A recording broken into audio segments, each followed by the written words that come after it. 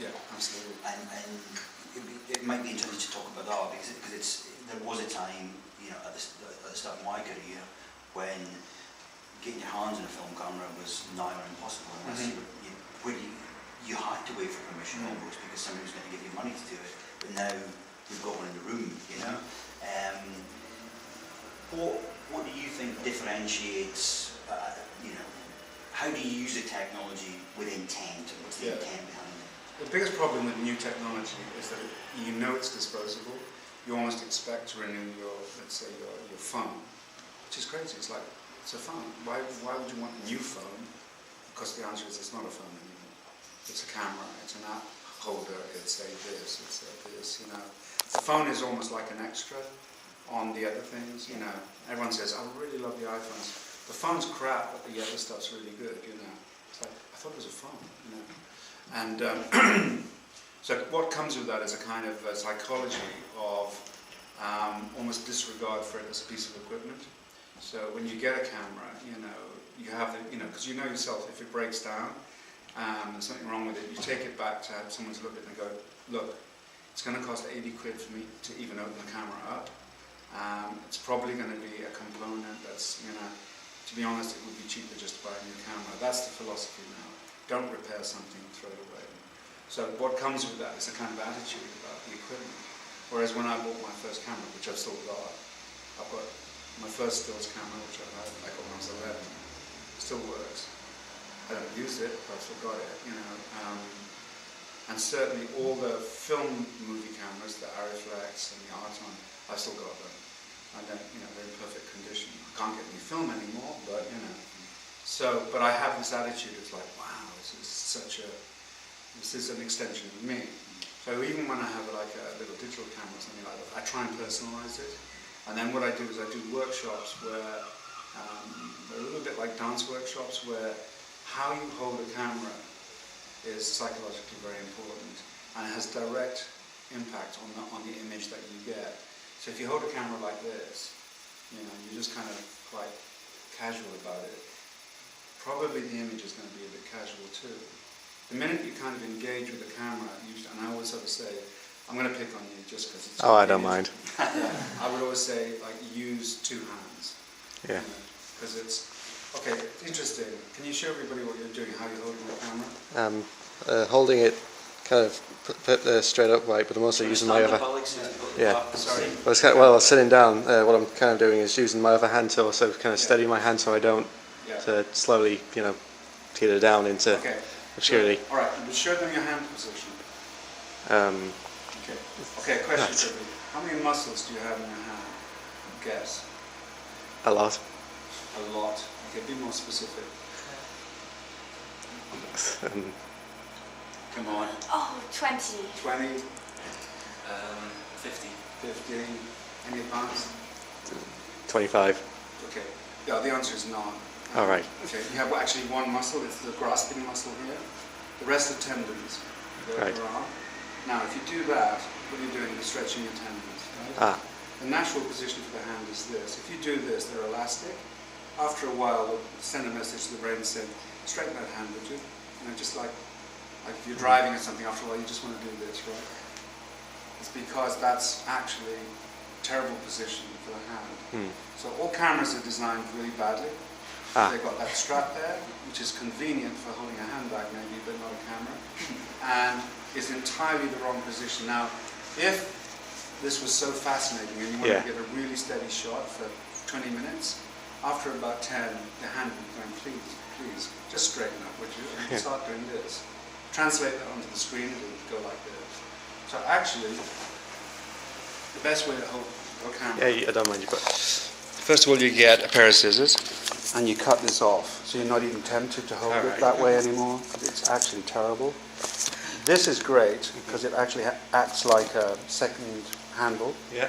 And this, now if I was going to do a film of this whole lot there, I would actually, I'd study a bit of dance. Okay, this is embarrassing, but, if I do this, it's going to go lollop, lollop, lollop, right? Now, the minute you extend the arm like this, and you're already, created a relationship with the camera which is more dynamic, And then you're in a kind of like, so if someone approaches you like this, they, as opposed to, I have to say, they approach you like, hi, making a film. Yeah. Hang on, just want to smoke a cigarette, make a phone call at the same time. So I've got the other arm, pick my nose, check my hair, you know. It's not really concentrated, is it, you know?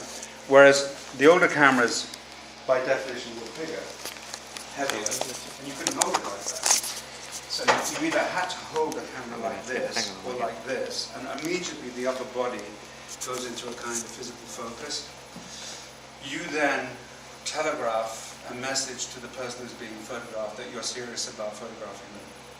You know, same with that you looked at any old stills camera, people using 35mm, a Nikon, or Leica, or something like that. We're like this. So I've actually bought a stills camera purely because it's a copy of an old 35mm camera. It's a copy of a Leica, in fact. And they've even, you know, there's an extra thing here that you can add on, which is like an old winder, right, on a camera. But actually, it gives you another grip, and you have to focus this. You have to do what you always have to do, and it puts you back into the relationship of you can't just take a picture like this. You know, you look at the way people use their iPhones to take a photograph. I mean, look at the design of the iPhone. I've got one, as it happens. To take a photograph with this thing, it's so difficult. First of all, you have to do all this down.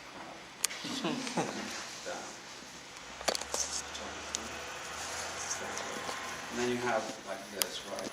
And then your finger's in the way, usually, if you've got it the wrong way around. And then you've got to hold it like this. And then, as you push it, you're pushing the camera. It's doing that, right? It's like it's brilliant design. Really good. People have got quite good at it because you can see that they've adapted to what the limitations of the design, but it's not good, you know. So first thing I would say is like the equipment, whatever you're using, don't be a snob. It's all good. That camera's probably brilliant. The quality of, like, even the cheapest camera now is 10 times better than the quality of what was called high definition 10 years ago. It's amazing, and that's, you know, and we're so obsessed with quality that we keep designing more and more expensive cameras that give more pixels, you know, more bigger sensor and all this kind of, it's really bollocks, you know.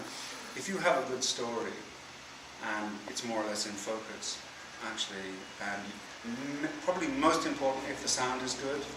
The worst thing about a student film is usually the sound is bad. You can't really hear what people are saying, and it's not good miking. If you get the sound right, more or less in focus, and the story's good, and you've thought about how you're going to film it, the camera is not so important. What is important is how you treat the camera. So a good cinematographer with any camera will take a good picture. So there's no excuse with equipment anymore. It's really about your physical attitude to the camera. And because obviously the feature that screened here last night, that was shot on a Canon 70, yeah. which we've got one we prepared earlier. Great. So Mike's last feature was shot on, not on this camera, but one like this with lots of stuff added onto it. Am I right in thinking? Yeah. Yeah. Yeah, I mean, because when you, this is the basic camera.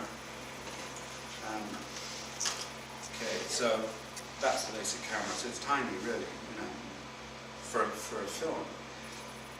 What you then can do is amazing, is you can then plug in a monitor, so you have a decent size image, and then you can buy adapters for this part, so you literally can plug in any lens. You know, and the older the lenses in general, back on, you know, we get into the detail, but modern lenses are very, very, very sharp. You know how sharp modern video is? Everything's kind of like, sometimes too much information.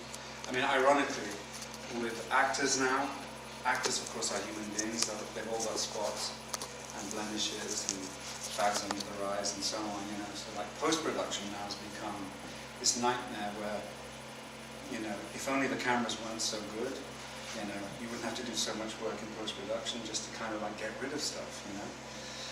So now you have this ridiculous fight where, in order to combat how good the lenses are and how good the image is, you knock it slightly out of focus, so it looks more like film, and you suddenly realize that film was always soft. It was never totally in focus. And also with moving, the limitation of 24 frames a second meant that there was a blur on pretty much on every frame. And of course, we now realize that blurring is aesthetically, it's very nice. Trying to make someone look really nice, don't use a lot of light. And therefore it won't be so sharp and focused. The more light you use, the more horrible people look. There's nothing worse than a lot of light. Direct sunlight, oh my God, people will not forgive you for shooting them in direct sunlight. They look horrible, The human skin, in close-up on a big screen, is not a pretty sight. It's oily, it's spotty, it's full of blemishes, it's,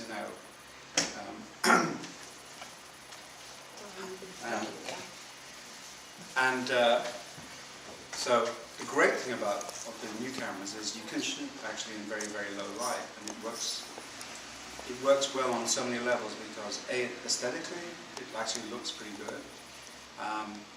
Actors are more comfortable the darker it is. It's just a fact. If you suddenly put on a lot of lights, it's like A, you start to sweat, B, you feel like there's too much focus on you, and actors they don't even realize it, they tense up.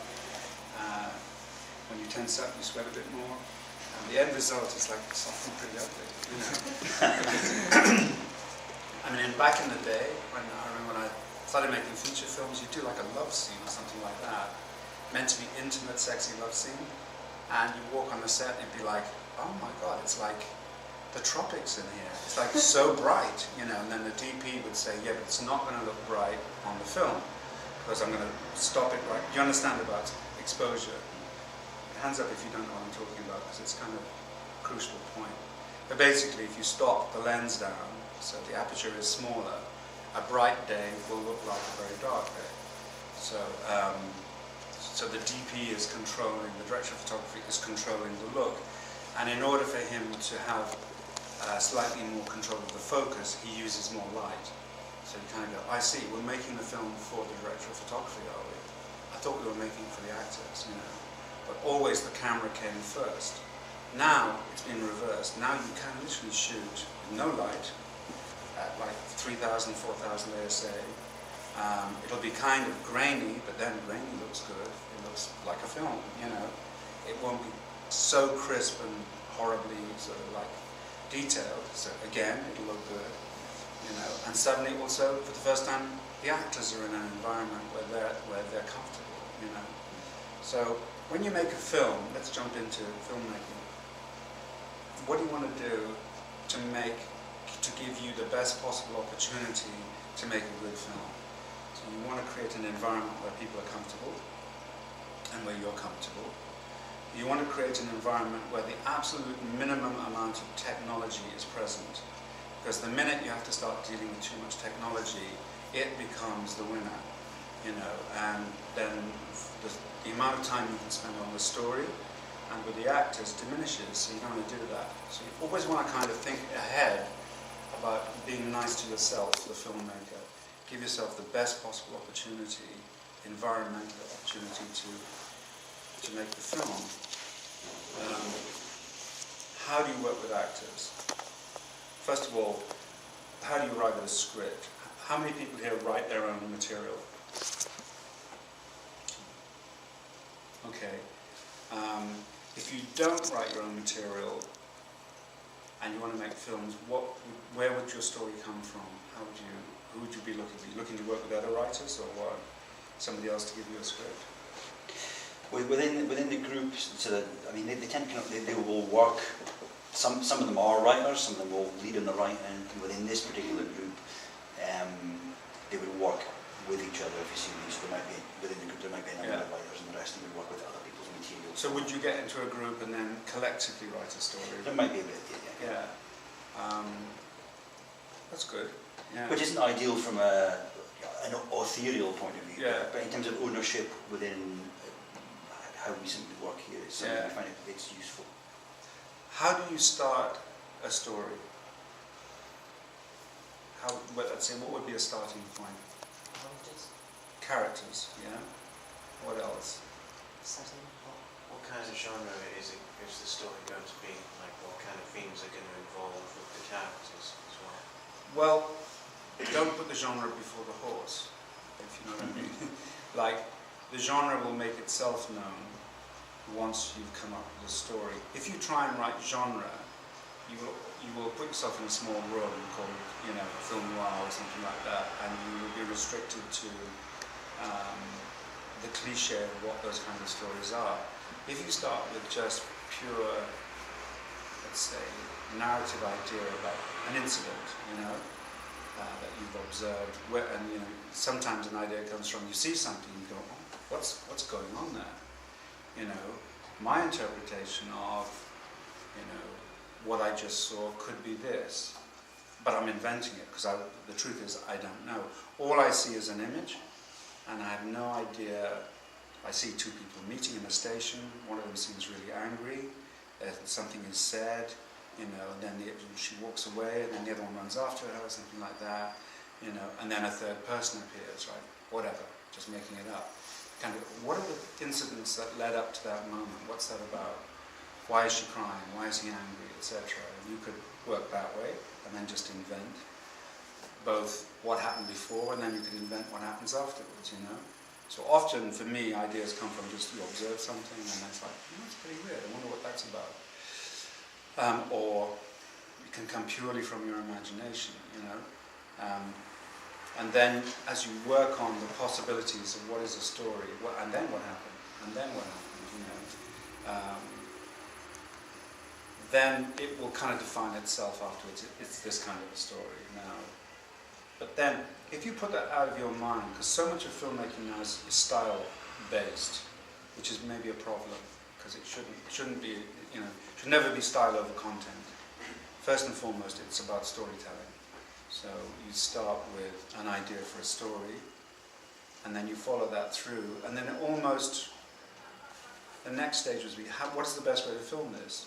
Now, you've all got personalities, which may involve the idea of a darker image, or a light image, or sunshine, or lack of sunshine, or industrial, or the countryside, or whatever, And we're all kind of programmed in a way when we're creative. It's almost like with the children when you say, draw something, and they draw a house, and the sun, and a dog, and grass and flowers, or do they draw a kind of urban landscape, And then we grow up and we think we've grown out of that, but we haven't. We go off and make a film. It's very much the same, and we revisit these images.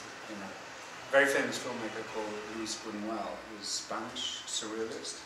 He said, in truth, we have maybe 3 ideas in our life that probably came to us in childhood, and we explore them over and over and over again. And if we're smart, people don't spot the fact that we're just repeating ourselves, because you're not. You're revisiting ideas.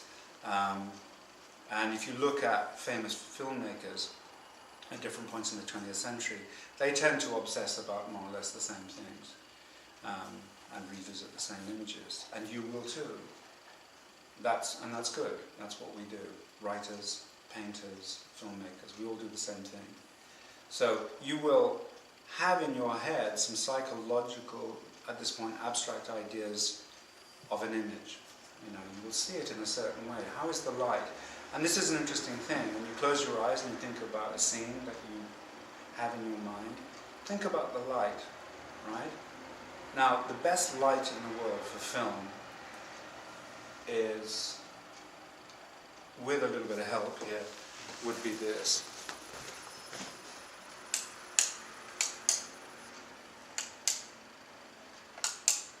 Okay, perfect light.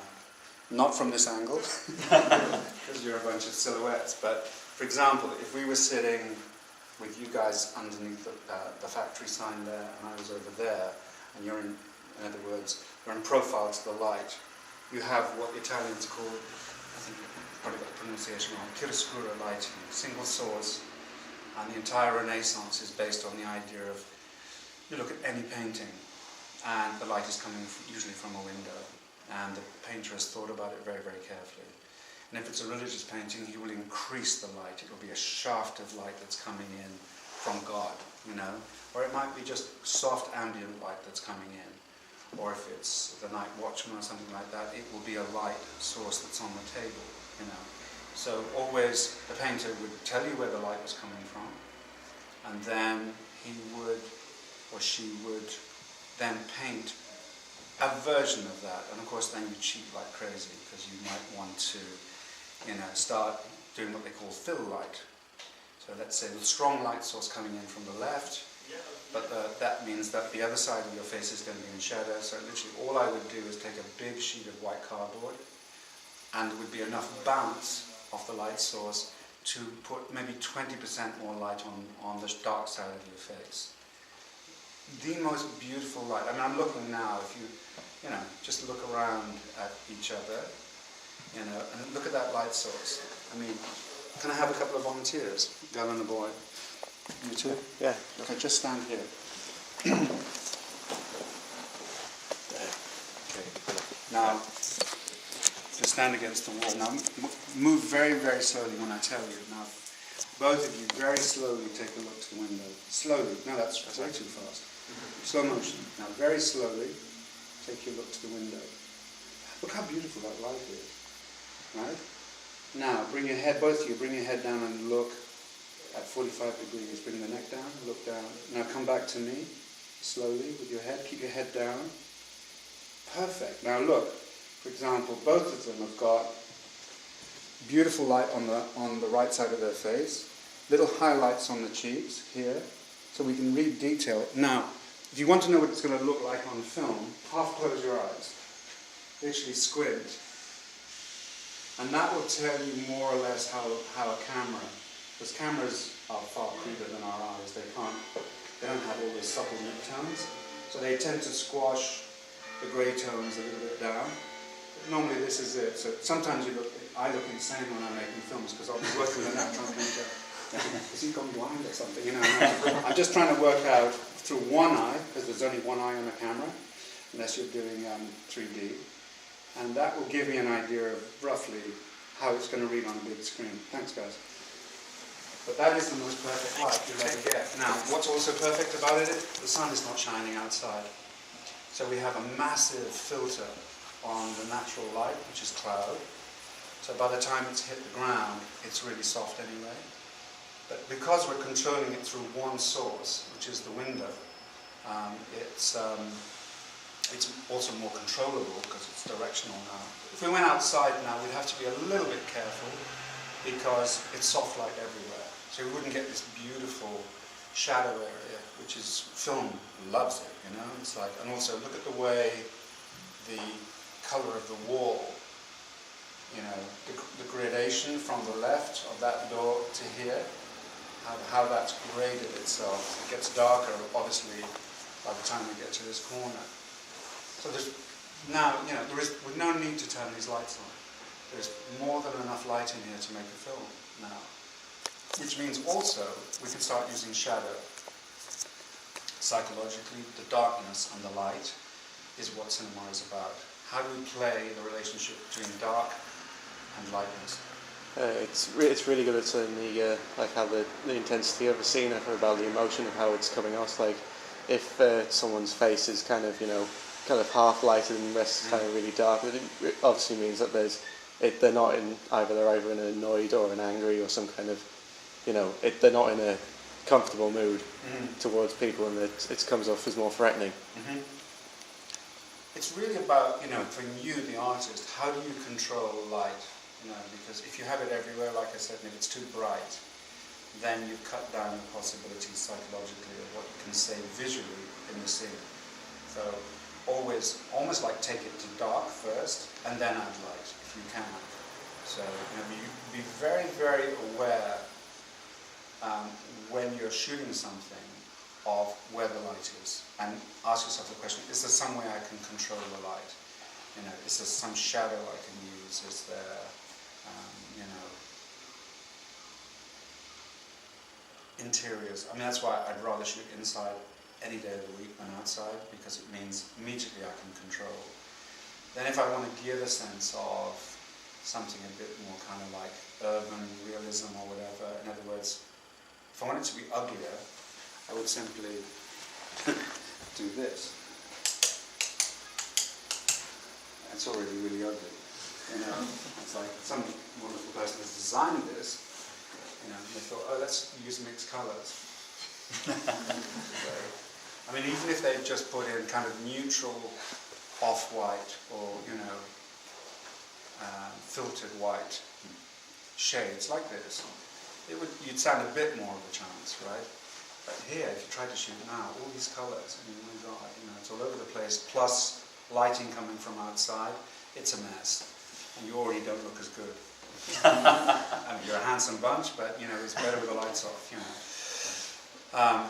So, think about these things. Like, you don't need to bring a truck in full of lights. You know, that's another nightmare that you should try and avoid, you know, when you first start making films. You really don't need to bring in other lights. You can make really cool lights out of nothing.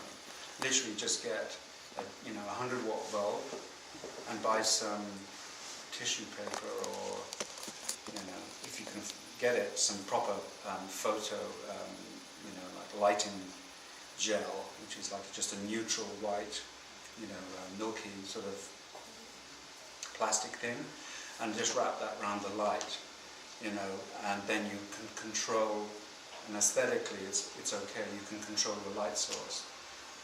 Try and never use overhead lights, you know. And unfortunately, the worst thing that's happened to design in the last 25 years has been not so much these, but those little tungsten halogen spotlights that you get in every hotel, every cafe, you know, that make everyone look like Dracula when you're having your pizza, because everyone's got this awful top light. It's like, who the hell thought of that as an aesthetic idea? You stay at a hotel, I'm staying in one. You go in and clean your teeth and you kind of go, Jesus. You know, I knew I was tired, but I didn't know I was that tired, you know, because again, you've got this horrible top light. Top light does, you know, gives you bags under your eyes, brings out every kind of blemish, it's ugly, it's white, you know, whereas anything that's at the same level to the face, that's got a soft light source, is going to be better, you know, so try and avoid ever shooting in an interior with electric light, because it's always going to be something like this. It's convenient, that's what it is, you know. Get bulbs are easy to change, and it's convenient. That's about the best thing you can say about it. Aesthetically, they're awful, you know. So once you've got control of, let's say, the aesthetic of the light, and go as dark as possible. So the best thing is when the screen is quite dark. If you think about films that you've watched, and you know, like, what's a really good scene? Often, maybe 80% of the screen is black, and then there's just this like concentration. And what it does is it makes you focus on the point, your point. So, you know, you put your object, you know, in light, and you let everything else go quite dark. That already gives you, when you think about paintings or photographs that have that contrast. And these are things you can do without a lot of equipment. But what you have to start doing is using your eyes. And it's amazing the number of filmmakers that do not use their eyes. They use their brain and their intellect, and they think about story and effects and things like that. But they're not thinking like a painter, and that's what you are, you're painters. So do that crazy squint and just look at you look at a scene and you can assess it through one eye, which is what a camera is. That would be aesthetic rule number one. Then you've got a good environment, you've got a slightly better chance to create some atmos.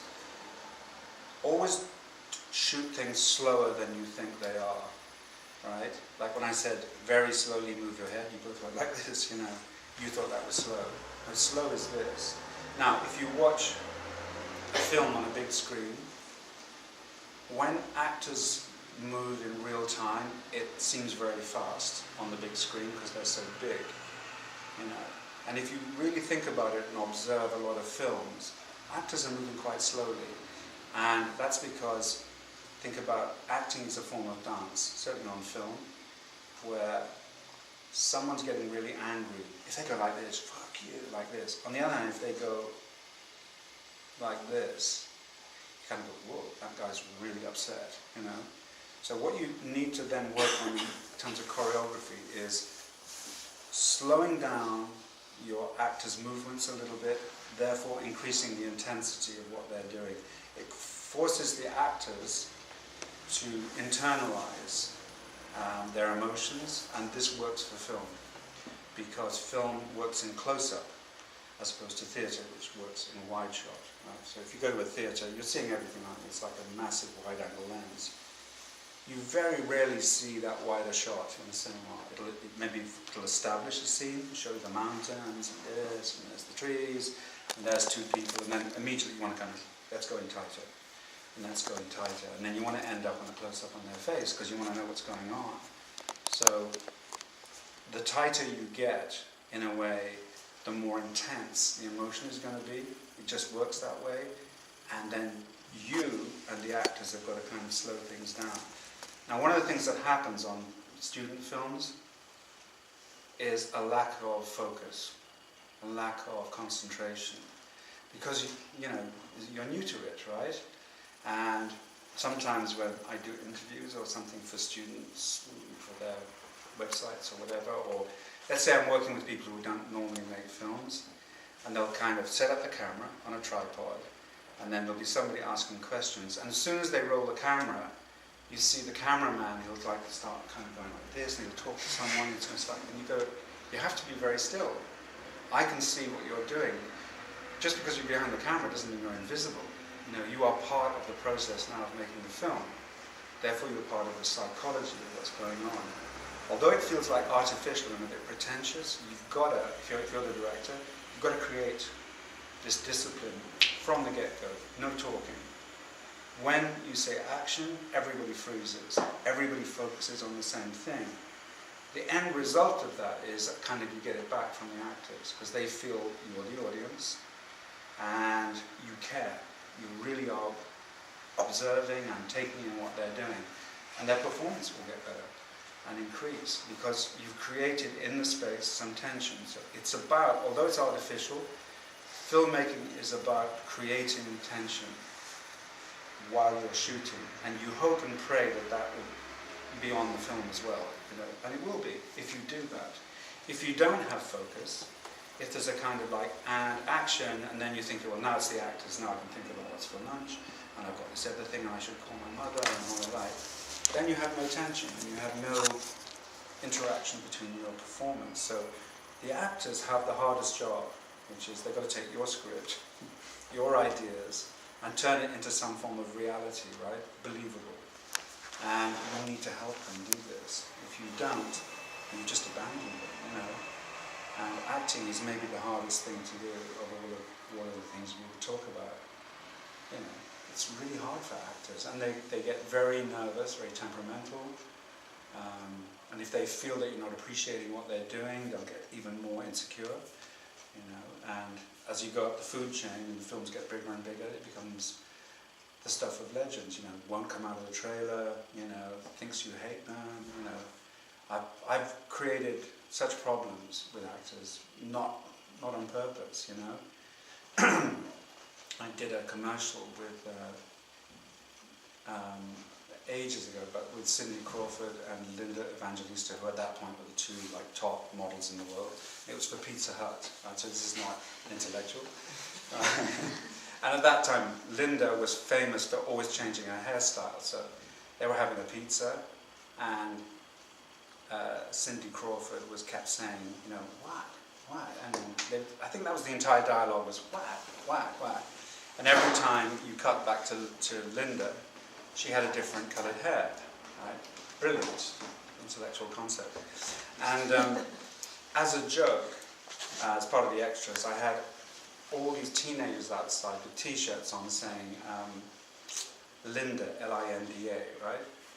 And then as a joke, just before lunch, I got the costume person to substitute the first two, so it said Cindy, right? And then it was just a joke, you know? So then we shot yet another take of the hair and all the rest of it, and then I said to Linda Evangelista, I said, have you looked out the window? And she went, what?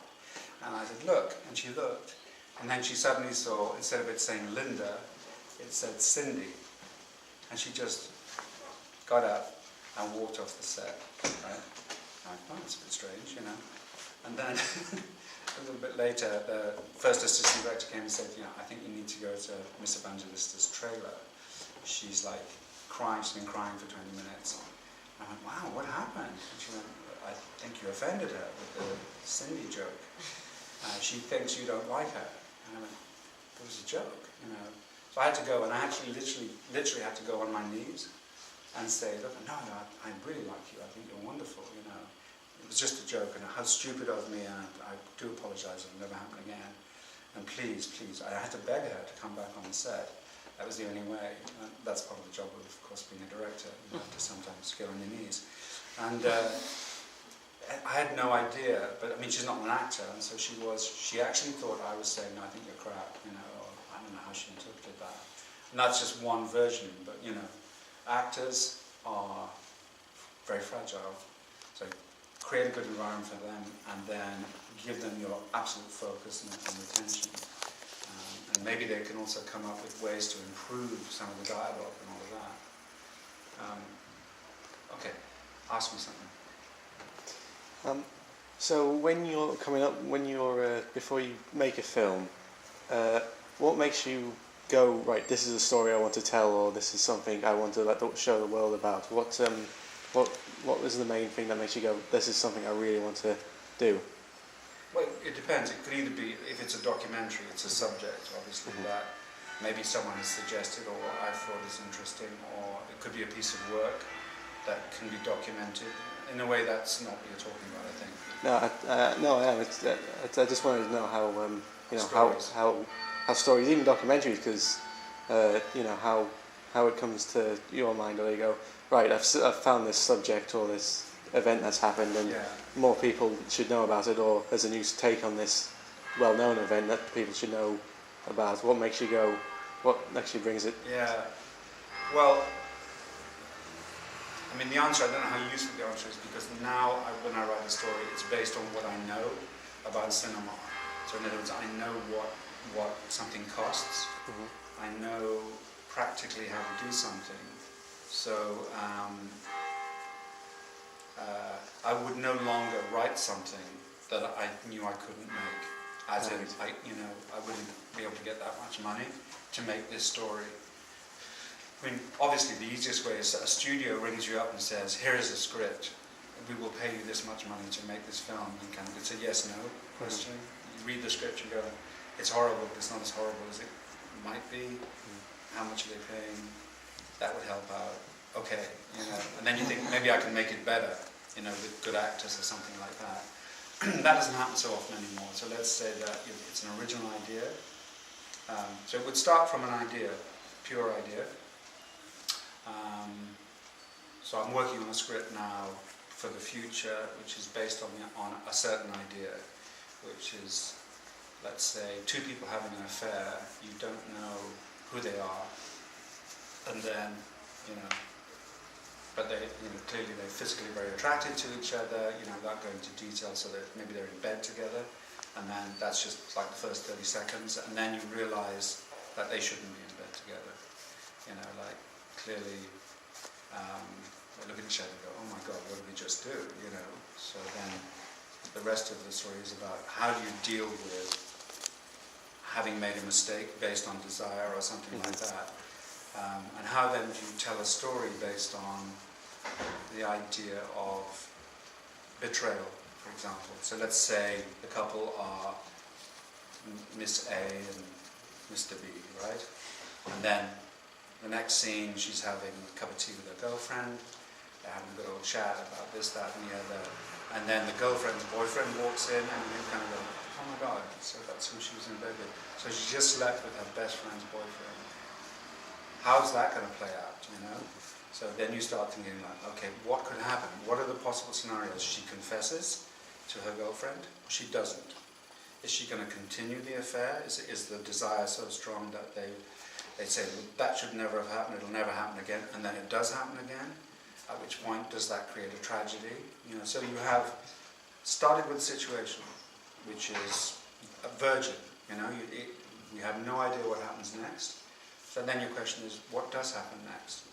So I might then cast an actress and an actor, and I might, in this case, choose to involve them in the scenario.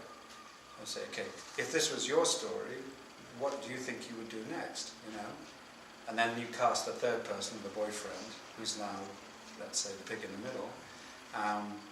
You know, so you get what I'm saying. Now, the good news about that is, so far I've had a bedroom, or it doesn't have to be a bedroom, it could be a hotel, it could be the back of a bus stop, who cares, you know. How raunchy do you want to be? And then followed by, okay, a cafe, maybe their house, maybe the subway, who knows?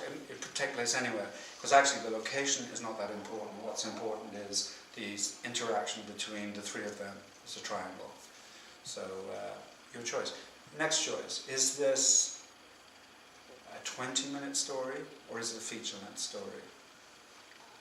For me, it could be one of a series of, say, 8 stories all about the same thing, different couples. Then we're talking television, right? Which to me, in a way, is more interesting, because then it's half hour, and within that half hour, I think we tell a strong, 10 different stories about the same idea. Or is it a feature-length film, in which case I would only have room, let's say, for, if they were 15 minutes, I could get 6 in, right? So you start thinking about practicalities of structure of film, television versus feature-length films, short films, long films. And from then on in, then the most important thing is like, how much money can I raise for this? Okay? So it's got sex built in. That's commercial. You know, so probably Channel 4 or BBC might be interested because it has kind of a sexy idea. But maybe not. Then you're talking about television budgets, which are relatively small. Or do I do it for no budget? Do I just, because I know a lot of actors, I can find locations very cheap. I know I could shoot this on the new digital equipment, probably with a crew of about 4 people. So already my budget's very small. So I've already suggested maybe, I don't know, 10 scenarios to you of how a story might develop. It is a combination of the practical, the economic, the aesthetic, and availability of talent, and so on. And also, if I shot it like that, I wouldn't have to shoot it all in sequence. I could shoot it at weekends, you know, when the actors are available, and get them to do it for nothing, or tie them in. Say, look, if the film makes any money, I'll share it with you. You know. So, do I make a cooperative, kind of almost like a student film? So, these days, when you're making a film, you have far more choice. Obviously, there's less money. Up here, outside of the zone of London, and I know that, for example, all funding got slashed in this area. So I'm assuming that, you know, it's not a great time to go and ask for money from anybody. On the other hand, there are you can always get money.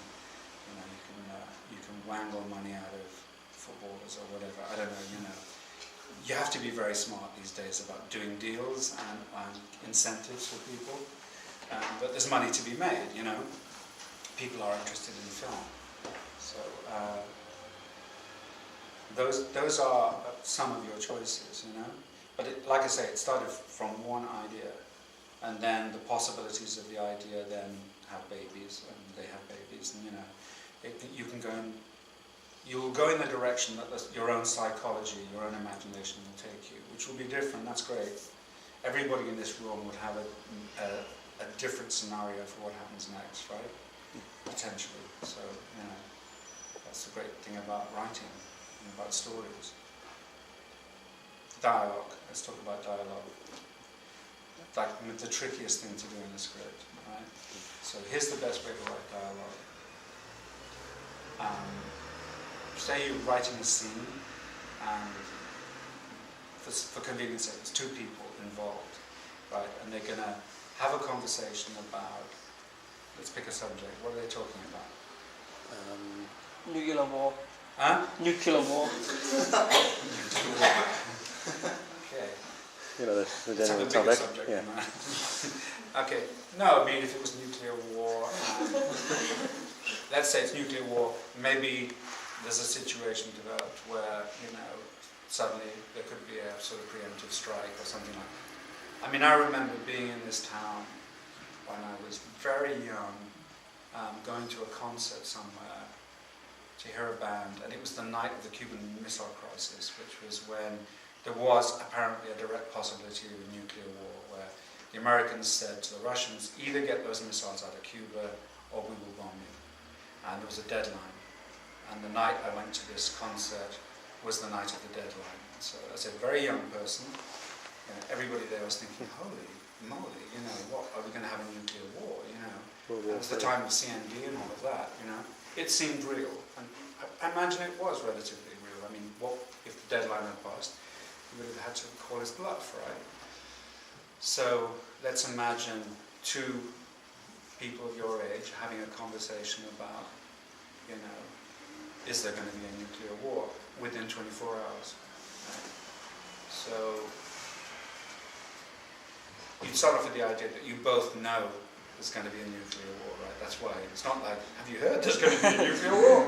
No. How do you know? I read it in the papers. You could either do a comedy like Shaun of the Dead or something like that, which is maybe the best way to go. Or you could have you both understand there is possibly going to be a nuclear war, and how are you going to talk about this, right?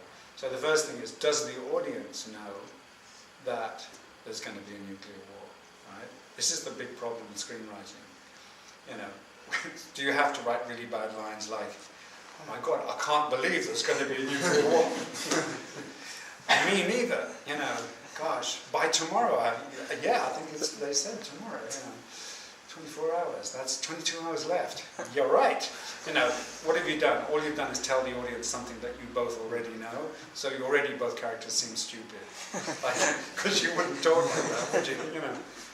Would that be a case where you would have actions speaking louder than words, you'll have some kind of build up, a newspaper Stan saying nuclear war imminent question mark, something like that. Yeah. Read all about it. Yeah. Nuclear war in 22 hours.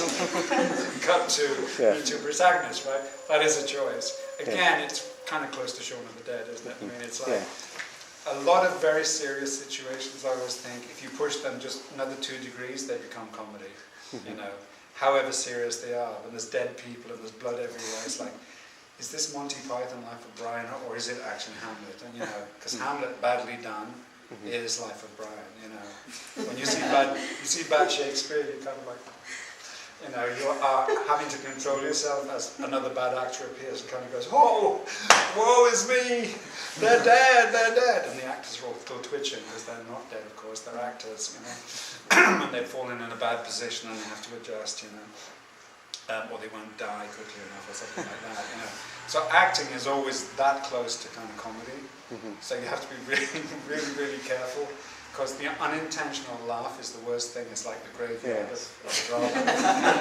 People start giggling at a really serious thing, and it's always pretty close to the edge. And it should be, you should be pushing it to the point where, another couple of degrees and you're in deep, deep trouble, And part of me also, I do think of most high drama as being very funny as well. Like I always have to say, film is a combination of sci-fi and black comedy. So whatever you see is kind of sci-fi because film is sci-fi. It is in a way it's a kind of form of space travel, and death in drama and all the tragedy in drama is kind of is a little bit like black comedy. However good the actors are and however much you kind of your heartstrings. It's not. Ultimately, it's not true.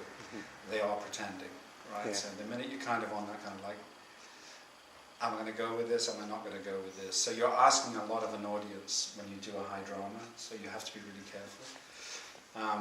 So let's say, okay, read all about it, nuclear war, everyone dead in 24 hours, cut to the bed sitting Jasmine,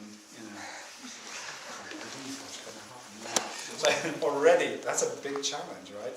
So do you go for comedy, or do you go for what would your approach be? It's I would think if it was, you said people our age doing it, there would actually be a slight element of humour because our age usually does try and find the more comical side with most situations, but there would still be an element of seriousness to which is kind of, I kind of think is more believable as dialogue, because if it's just constantly serious, then you're more believing that this is an acting, this is a play or something. But if there's a slight side of humour or sincerity or something like that towards it, I would think it would be more believable. Me too. Yeah. I mean, I like comedy. I think it's a good way of dealing with. Because then you can also kick the feet away at the end by actually saying it's real. If you can, some way, you can go from the humour, a kind of like a black comedic approach to the situation, and then in the last moments, if you can then drag it back into seriousness, like, wow, they were for real. What would you do? I mean, if it was like, if that was the case, you're going to just be miserable. I mean, there have been a lot of films made about this kind of apocalypse kind of approach, where people then just go and binge, and then it's like, fuck it, let's go and, just get off our faces, let's, have sex in the streets, and, take crack, and, why not? There's 22 hours left, let's cram it all in, So all these different approaches to, let's say, the end of the world, Did anyone see the Lars von Trier film about the end of the world? What was it called? Melancholia, yeah. I liked it. I mean, the middle of it was really boring, but the beginning and the end were great. I mean, the end of the world bit was fantastic. Mainly because the Wagner music was also a really clever way to use music and all the rest of it. But anyway, as a subject, that would be tricky. If we could go to a less contentious end of the world. Give me another subject. About a short film. When you were speaking about dialogue, can it be a case of you could have some of the best written dialogue in the world, but if it's the wrong actor doing the wrong part, it can actually make it unintentionally hilarious? That's the director's fault. Yeah. Yeah. That's why you call the director. It's your job to get the best possible performance out of your actors. I never really blame actors. Well, I try not to, but sometimes I do. But for the most part, not. I think that actors turn up and are waiting in a way. Sometimes they turn up a little bit too full of their own idea of what part is. And I've had this, you've been working on a script for like 4 years. The actor, after 1 week, says, "I don't think my character would say this." And that's fascinating. Okay. So you have a choice. Either say, like in my film, there's a very funny bit where the director, who's with the film within the film, he wants the actors to do something. And says, "Why would I do that?" He says, "Because I'm the director, just do it." That is one approach. Sometimes time is short, life is short, and you really don't want to have a 2-hour philosophical discussion with an actor who's just come on that day. You just kind of say, "Look, you know what, just do it." I prefer not to do that, to have the time to explain to the actor why this is happening, and you do your best that way. All right. Mike, did you want to take a break? Let's take an oxygen break we don't know, 10 minutes? Yeah. Grab a coffee and come back. Think of some questions.